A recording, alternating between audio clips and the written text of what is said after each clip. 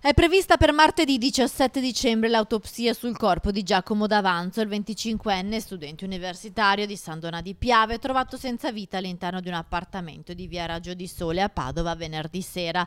Molti dubbi attorno alla morte del giovane, iscritto al corso di laurea in archeologia del Bo e figlio dell'ex assessore di Musile Franco D'Avanzo. Il corpo senza vita di Giacomo è stato ritrovato da un coinquilino che ha subito dato l'allarme al 118. Quando i medici sono arrivati, però, per il giovane non c'era più nulla da fare.